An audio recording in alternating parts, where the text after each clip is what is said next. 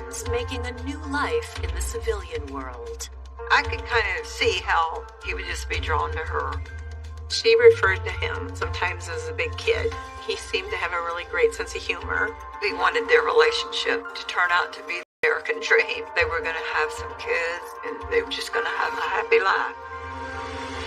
But when media reports about a John Doe hit the airwaves, the American dream turns into a deadly nightmare.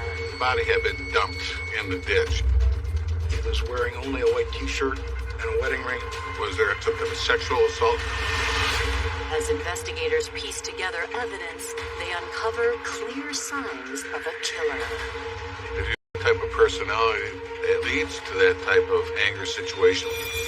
We went to him with the idea that you're intentionally involved in a homicide. That noose is getting tighter and tighter and tighter. Who are you protecting? I'm not protecting anybody.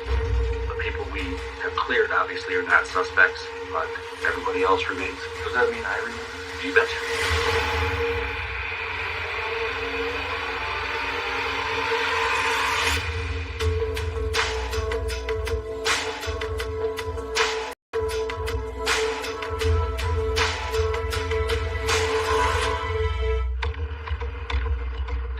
December 19th, 2002, 11:30 a.m. A local scavenger in Springfield Township, Michigan, is hoping to turn trash into treasure. An individual down near Oak Hill Road was collecting cans and bottles for purposes of cashing them in for deposit. But as he scans a roadside ditch for recyclables, he makes a chilling discovery. All of a sudden found a body. The man immediately alerts local authorities. When the call came in, we were just advised that a body had been found, and the entire unit was sent up there to start the investigation. Homicide investigators soon join first responders at the scene. I think it's going to be a little bit to your right. Yeah, I see it now. The body was in what I refer to as a semi-fetal position. Knees were drawn up, arms across the chest. He was wearing only a white t-shirt and a wedding ring. The investigators make a determination that he had been shot. We discovered he had 2 bullet holes in him. They had the victim there, but they had no idea who the victim was. So the first thing you do, you got to find out who it is. But they do find something else that might help. The only distinctive features were the fact that he had a large Grim Reaper tattoo on one arm. We started trying to figure out how to identify the body, and ultimately we went to the media with a picture of the tattoo.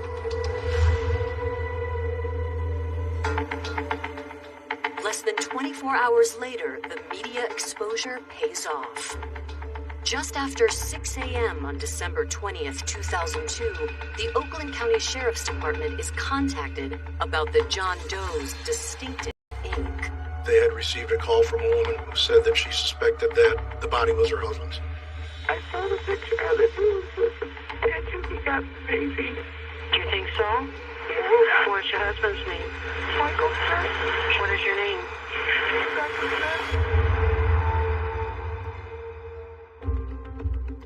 Born on August 26, 1974, Rebecca Jordan grew up in Berkeley, Michigan, an idyllic suburb of Detroit. I think she had a great childhood. She was quiet, nice, sweet. She always wanted to be a mom. That was her main thing.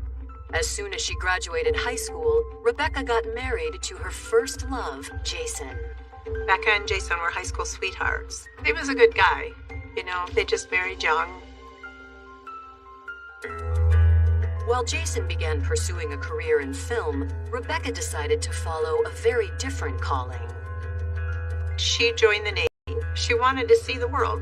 Her grandfather was also in the military, so she thought that was really cool that she would do that. In January 1995, Rebecca headed to basic training in Tennessee. The distance from home put a strain on her marriage. She got into the military and it just didn't work out. They just grew apart. Rebecca became fast friends with her fellow recruits and found common ground with one in particular. 22-year-old Michael Smith also knew the struggle of going through training with a spouse at home. He was in the class with her along with a couple other friends that she met. They were both married. 2 few years older than Rebecca, Mike was originally from Bartow, Florida. From a young age, Mike had rebellious tendencies. He got into trouble at school. He was disruptive, and he, liked to run around with his friends and party. When he drank quite a bit. I think they maybe refer to it as binge drinking. In 1990, after dropping out of high school, Mike attended a rehabilitation program to get his life back on track. Mike soon became... The pastor there had called him in, feeling very strongly that he was called to be an evangelist. He was so excited, he called me to tell me. Shortly after Mike changed his ways, he began dating a woman named Penny. And after just a few months together, they got a life-changing surprise. Penny got pregnant, so then they started making arrangements to get married. In 1993, 21-year-old Mike became the father of a baby girl, and he and Penny tied the knot. Michael loved his daughter very much. She was just a baby when they got married. Mike tried to settle into the family life, but it wasn't long before he started to relapse.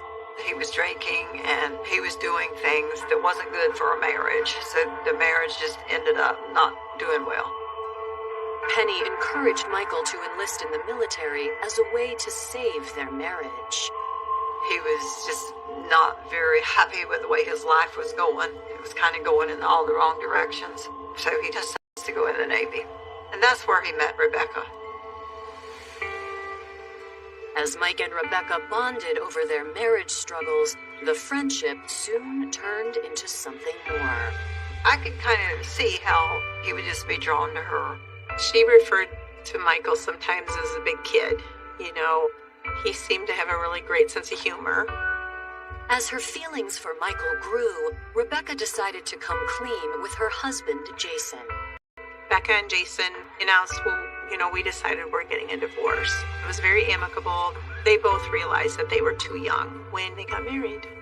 Michael also brought his struggling marriage to an end. Penny and Michael were together, I think it was 4 years, and then they divorced.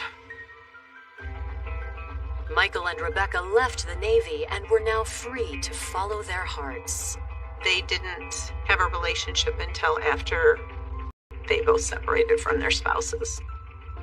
Michael really loved Rebecca. It was just the way he was about her. It just made me feel like he really loved her. In 1997, the couple discovered they were pregnant. They were very excited about her getting pregnant. I believe he wanted their relationship to turn out to be the American dream, that they were going to have some kids and they were just going to have a happy life. With a child on the way, the couple returned to Rebecca's hometown of Berkeley, Michigan. There, they welcomed their first son, Josh, on November 17th, 1997. Then in 2001, Rebecca, she was pregnant again. And Michael was very excited. After their second son was born, Rebecca poured herself into her children. Rebecca and Michael, when they were raising their kids, she was a good mother to them. She was very loving and caring. She was always there for us, me and my brother. But in 2001, the family fell on hard times when Mike was injured during a job. He tore something in his shoulder at work and was just out of work. He was still struggling with alcohol addiction, and I think that Rebecca did probably condemn him for that. I know that they struggled with rent a lot of times. I think that they had to live with her family quite a bit. After nearly a year of struggling, Mike found work at a car dealership, and things seemed to be looking up. Michael, he had a job at the Chrysler as a salesman, and he just felt like he could get his life straightened out. But Mike's progress is cut short on December 20th, 2002. When Rebecca and her family recognize Mike's tattoo on local news and contact authorities. Okay, Sergeant Woods is on the line and he's going to talk to you. Mr. Smith, I understand you suspect we might be talking about your husband? Yeah, get you. Now, has he ever been arrested? Yes. What for? DUI. With a lead on an identity, investigators search their system for a forensic match.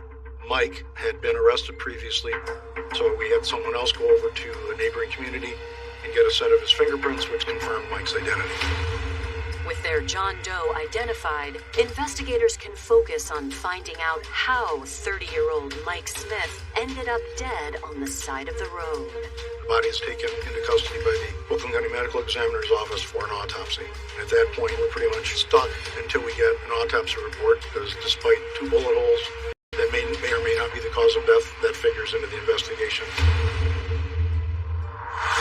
Coming up, detectives trace the victim's final moments. I dropped him off at the bus station Tuesday. You're supposed to go back to Florida. And I haven't heard from him since. And a trail of lies leads to a killer. I think that all led to a certain amount of frustration and enhanced anger.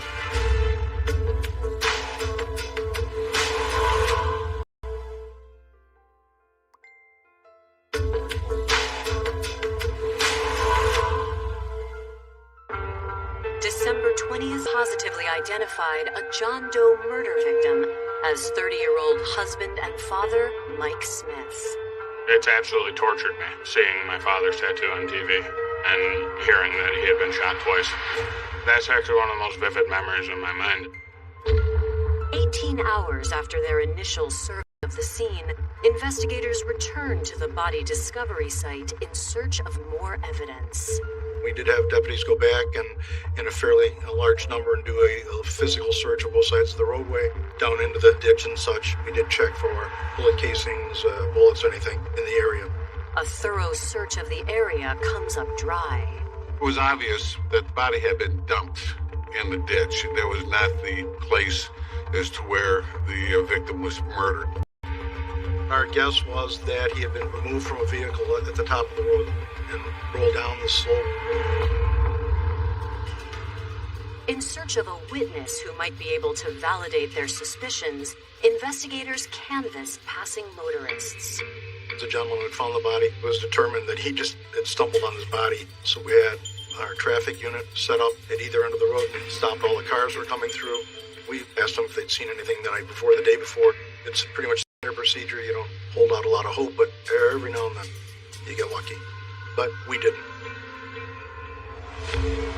With no new leads, detectives go to the home of Mike's widow, 28-year-old Rebecca Smith. You never know how people are going to react when you tell them that they've lost a family member or a loved one. She was collected. I mean, I think she's a pretty strong person to start with. We went through the basic information at that point and then asked, obviously, when's the last time you saw Mike? Her initial statement was that her husband had made plans to go to Florida to do an alcohol rehab. And on December 10th, around 6 o'clock or 6:30, I believe, she said she picked him up at his work and then took him down to the Royal Oak bus station. She dropped him off in the back parking lot of the McDonald's, so he had to walk across the street to get into the bus station. I think he had $115 or $120 on him. Rebecca says that Mike had long struggled with alcoholism, but had been improving in the past year, until financial stress drove him back to his old habits. He wasn't making a lot of money to start with. Rebecca was making less than that, so there's money problems. When he was an alcoholic, he wasn't that pleasant to be around. But when he would be sober, he would pick up his Bible and just go totally the opposite way. Michael was drinking a lot. He did, because she wanted him to not be irresponsible. He has a family, he's got kids. According to Rebecca, when the Smith family received an eviction notice in late November, Mike knew he had to make a change. Michael was a born-again Christian. Michael was drinking a lot, and he knew that he was not supposed to be doing that the Lord was not pleased with that. Rebecca said Mike was going back to programming he'd been in as a young adult. She said that Mike had quit his job to go into this program. It was an effort to save their marriage. He just knew that I've got something going on and it seems like that I'm not able to control it. I do need some help to control this. After speaking with Rebecca, detectives head to the Royal Oak bus station to search for record of Mike's travel. We go to the station trying to verify, when the bus went, where it went, if he was on the bus. It turned out that on December 10th, Michael Smith did not buy a ticket to go to Florida. We had been through the passenger roster, and there was nobody that matched Mike's information. Mike doesn't appear on any of the station's security cameras either. As I recall, nobody even bought a ticket to go to Florida that night. We were starting to believe Mike had never gotten on the bus. Did Mike have second thoughts about going to rehab, or had something more sinister happened after Rebecca dropped him off? For more insight, detectives contact Mike's family in Florida, who have already heard the devastating news from Rebecca. When she said Michael is dead, I I couldn't take it. What is this? Can't be true. What happened to him? How did he die? What's going on? As detectives speak to Mike's mother, she confirms that her son's drinking had been a problem for years, but Mike was trying to get help. He called me in November and he wanted me to send him a plane ticket. He wanted to fly down and work on some of his issues. But he said hurry up because he was afraid he was going to change his mind.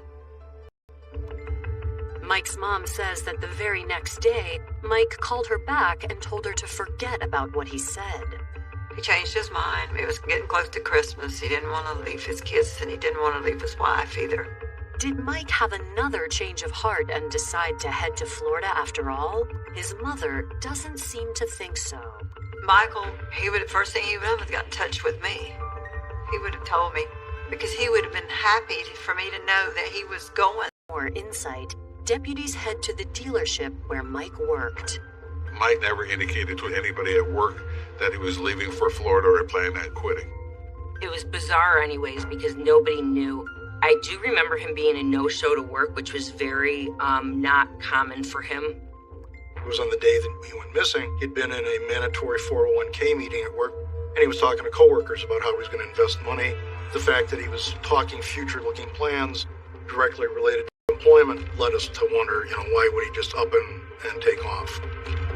As police continue speaking to coworkers, one woman says she heard a rumor about Mike. He had been seen in a gay bar. The location that he had been found near was rumored to be next to an infamous truck stop where maybe certain activity would have been taking place. So the gay rumors were running rampant. Coming up, did a secret lifestyle play a role in Mike's death? Because Michael was seen in a gay bar, you can say maybe a gay lover did this. As the investigation deepens, new suspects emerge. They had made statements that if Mike did come back, that he would kill him himself. I asked you if you shot Michael. She said, I would say no.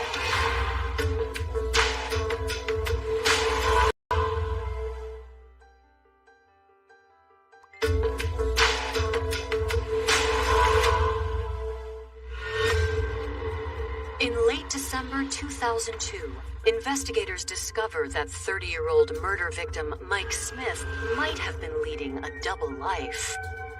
Weeks before his disappearance, Mike was spotted somewhere that seemed completely out of character. Michael was seen in a gay bar up there, so you can say, well, maybe a gay lover did this. You take a look at the body, and it's got a t-shirt and it's got no pants. Why doesn't he have any pants on? Was there some type of sexual assault? Had Mike been killed by a jilted lover? Mike's coworkers tell detectives they should speak to a man named Dan. There was an employee at the dealership, and in talking to him, he said that he'd been at an establishment where one night of the week was a big night for gay clientele, and he ran across Mike in there one night. According to Dan, Mike seemed out of place. Mike was intoxicated, and Mike was trying to hit on a couple of women who apparently apparently were lesbians. And Danny told Mike, go home. You don't know what you're doing here. People go into gay bars. You can't. Anywhere there's booze, he's gonna be there. Ruling out the likelihood of a scorned secret lover, detectives turn back to Rebecca. We had multiple conversations with Rebecca. As we're working through the investigation, it's kind of incumbent upon us to keep her abreast of what's going on with it as it evolves. On December 23rd, 4 days after Mike's body had been discovered, detectives sit down with Rebecca once again. We desperately need your help on this, okay? We need you on our team. Okay? And the only way we can do that, and you probably know what's coming, is we have to have you take a polygraph to clear you up completely. Okay? Okay. You'll be fine. As soon as the polygrapher is available 3 days later, Rebecca comes to the station for her polygraph exam. Chris Lanford was the polygraphist, great investigator. Arguably, polygraph operators are the supreme interviewer. You do what's called a pre-test interview. You go through things that had happened. That's all done prior to giving her the actual examination itself. As polygrapher Chris Lanfear talks to Rebecca before her test, she reveals new details involving a man named Randy Parks. She was in the process of moving out of the marital home. They were being evicted. She had a guy that she used to work with. He was helping her because he had a truck. Rebecca said that this friend had made statements to her that if Mike did come back, that he would kill him himself.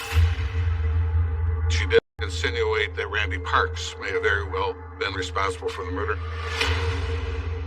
Why would this friend take such violent action? Rebecca has an idea.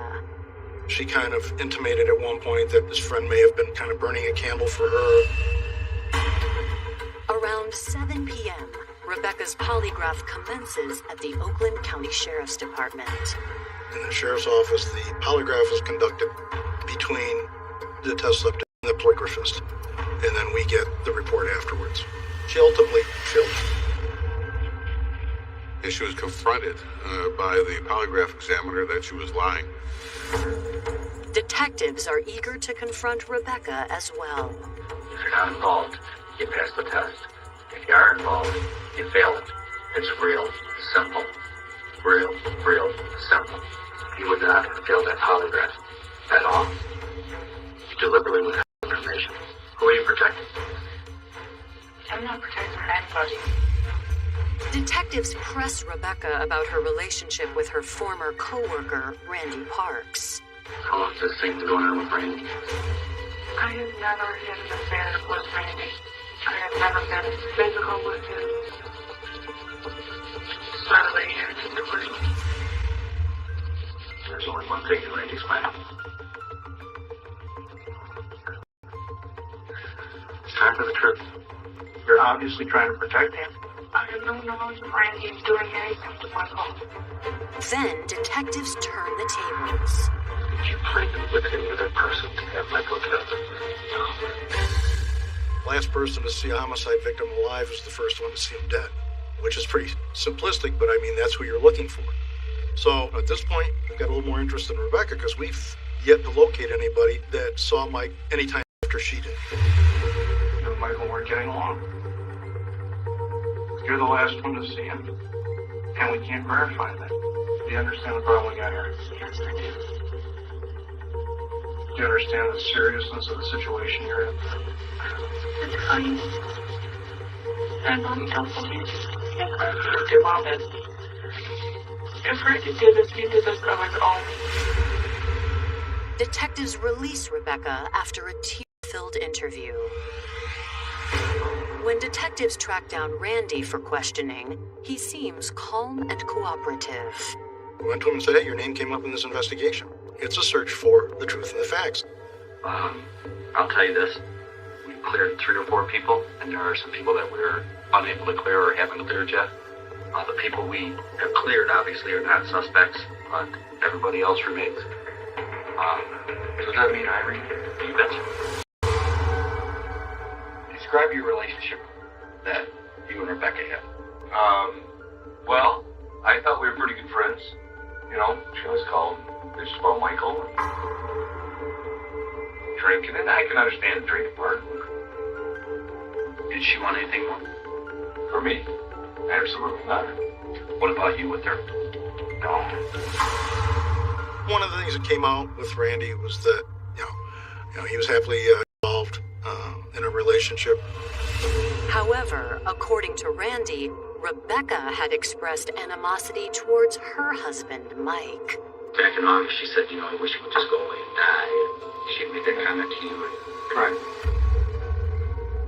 If I asked you if you shot Mike, you said, I'd say no.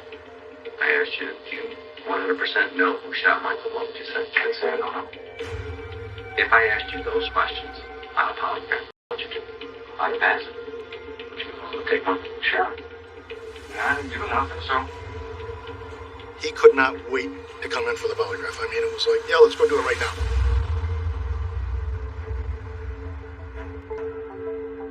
He passed, there wasn't a problem. There was nothing to indicate any deceptive behavior. Randy was completely forthright with us.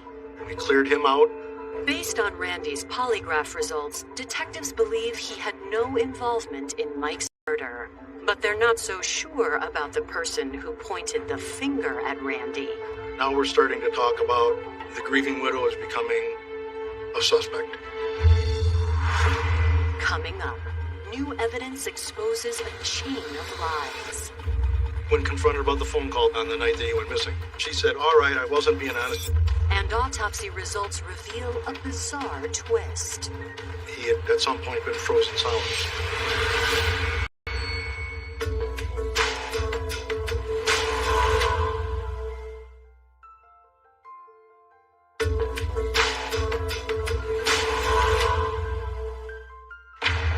After failing a polygraph exam, 28-year-old Rebecca Smith has landed herself on detectives' radar during the investigation into the murder of her husband, Mike. There had certainly been marital issues. She had indicated to, I believe, some of her friends or relatives that she had planned on divorcing Michael Smith, the victim, at some point in time. She had indicated that she wanted him dead. She wished he would just go away and die. Were Rebecca's statements serious threats or the harmless venting of an angry wife? Detectives subpoena the Smiths' phone records and sift through the list of calls made around the time Mike was last seen. Investigators find a call on December 10th to the home of Rebecca's grandparents. The phone records indicate there was a call to Mary Jane's house made from the marital home of Mike and Rebecca. Police reach out to Rebecca's grandmother, Mary Jane Jordan.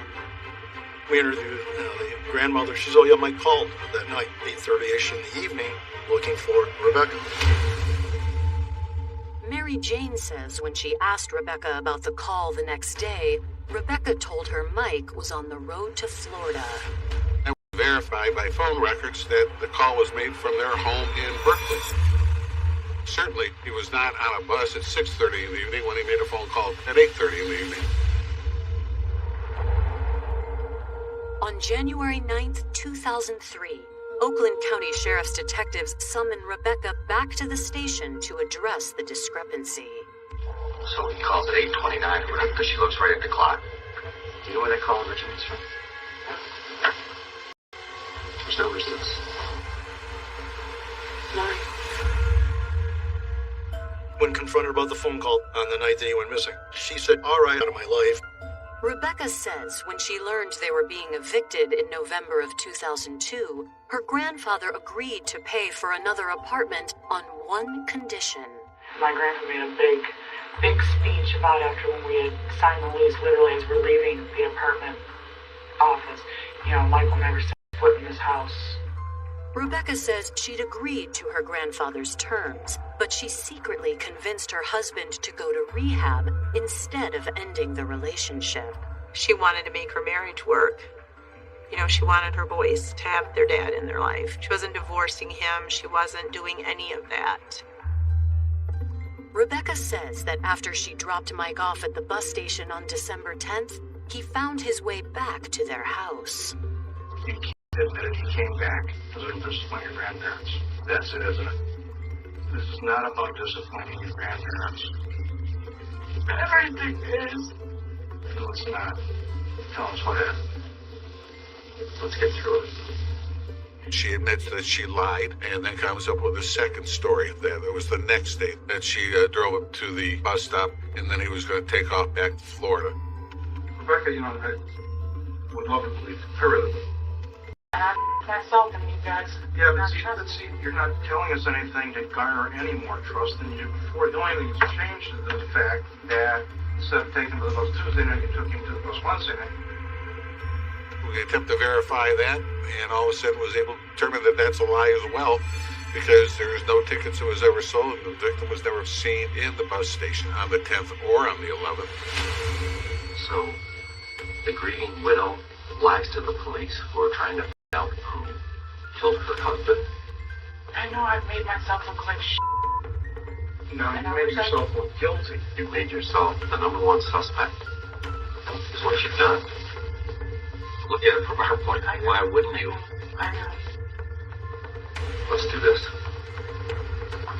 Why don't we just give you another polygraph Tuesday morning?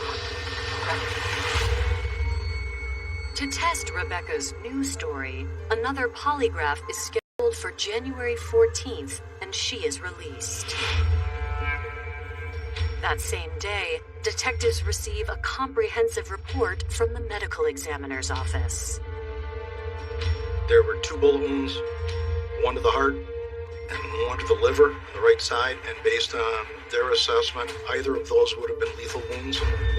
A unique discovery by the medical examiner shed some light on the circumstances of Mike's murder. One distinctive feature that we discovered through the investigative process was that he had at some point been because of the condition of the body. We had believed that it had been done several days prior, and ultimately the body was stored and then transferred to some type of refrigerated atmosphere and then transported from that to the ditch itself. On January 10th, 2003, investigators execute a search warrant at the home Mike and Rebecca lived in just before his disappearance. In Mike and Rebecca's bedroom, there was a closet, and the doors were off the closet. The dimension of the closet was something like 20 inches by 60 inches. Mike's measurements in that fetal position were about the same as that closet, lengthwise. Our working theory was that Mike had been in that closet for a period of time. The crime lab came in and did some testing, and they'd actually discovered some blood in the seams between where the tongue and the groove meet. We cut the floor out and sent it off to the State Police Crime Lab. Investigators are eager to speak to Rebecca again, but when the time comes for her scheduled polygraph, Rebecca doesn't show. A lawyer representing Rebecca calls police the following day and tells them that Rebecca will not be speaking to them again. She knew she was getting into real hot water, and probably the best advice that anybody could give her was to lawyer up. You can't ask for any further questions, so they concentrated on the investigation and other aspects of it. When police revisit the phone records from Michael and Rebecca's home, they discover an outgoing call to a 1-800 number dialed on December 20th, the day Mike's body was identified. Investigators soon connect the 1-800 number to a life insurance company. They obviously went to the insurance company and verified that through their interviews with people there. The life insurance policy that she had on him was a $200,000 policy. And on the 20th, she makes a call to the insurance company to put a claim in before she even calls the victim's mother to advise the mother that Michael Smith had been killed. During their conversation with an insurance agent, detectives learn that December 20th wasn't the first time Rebecca called. She called in October to find out the status of the policy.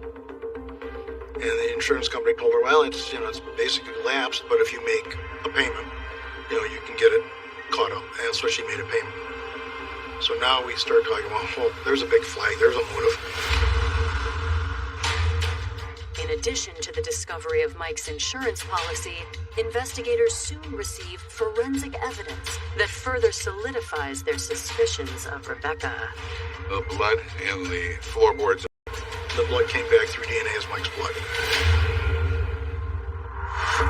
Coming up, investigators work to unravel the ceaseless schemes of their adversary. All right, honey, expect a letter from me like Tuesday or Wednesday. pretty Machiavellian. And the killer's deception is dissected in court. She had a proclivity for anger management. She wanted to get rid of him.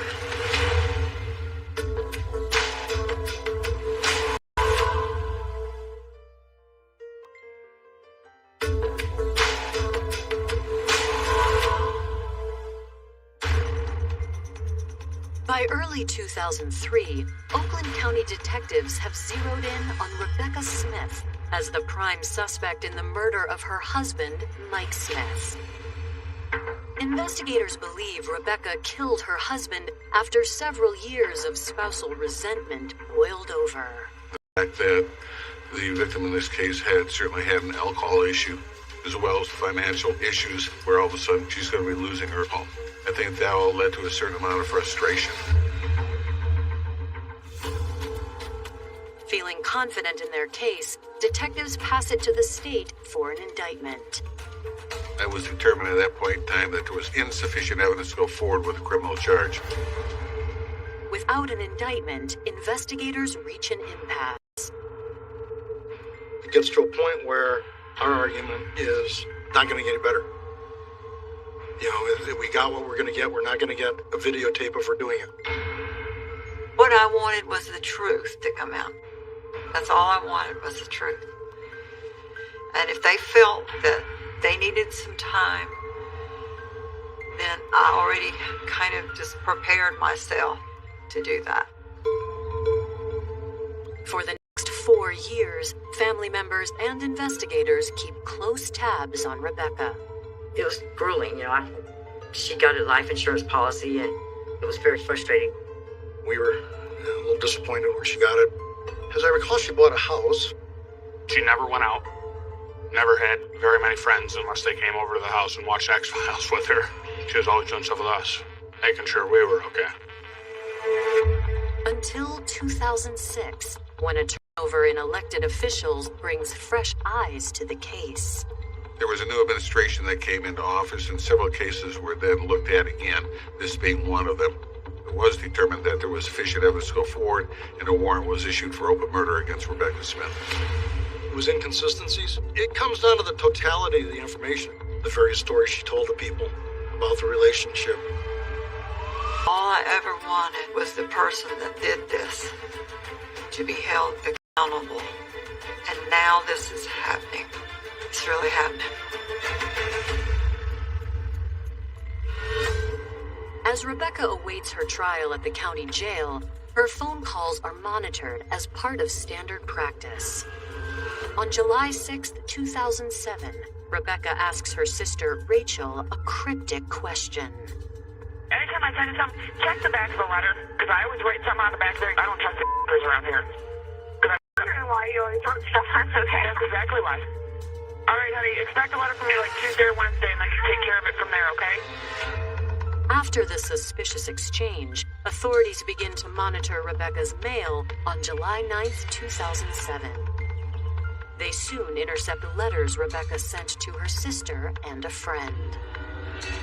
When she's in jail, she's asking them to basically pretend that they are the killer and to write a letter to the court, to the media, and also to her lawyer to indicate that somehow they're out there, that they're the real killer.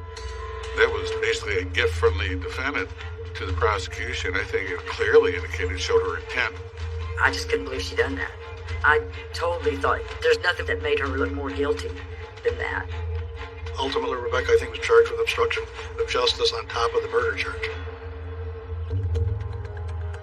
Rebecca's trial begins on October 26, 2007.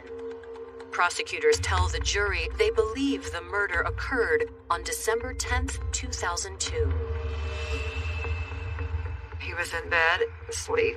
It appeared like she walked in the bedroom and shot him in the chest and in the stomach.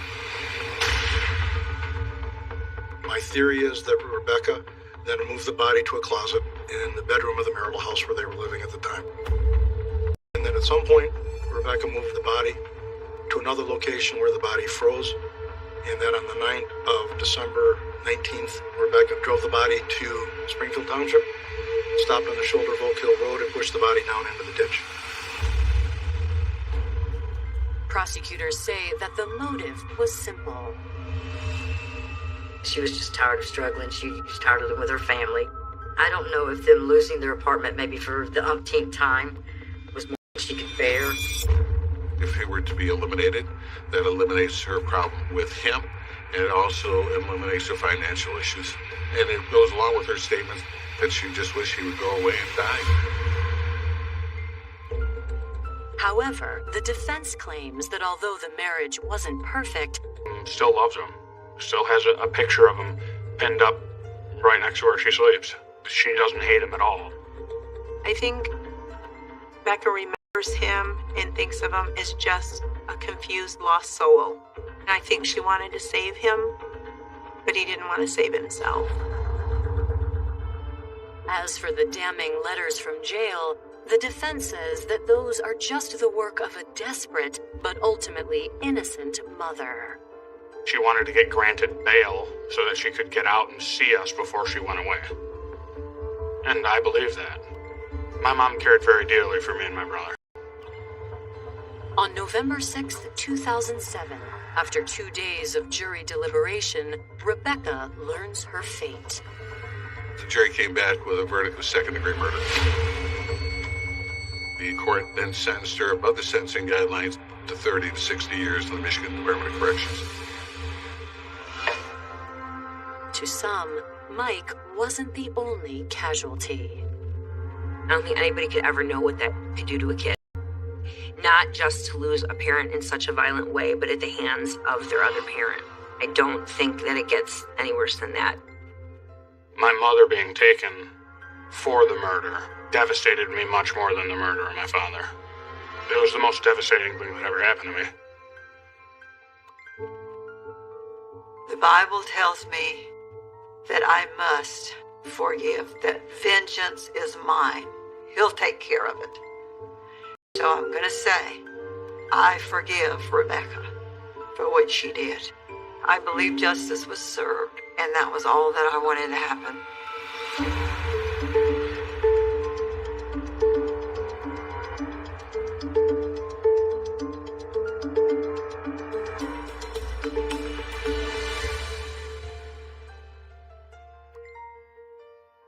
For more information on Snapped, go to oxygen.com.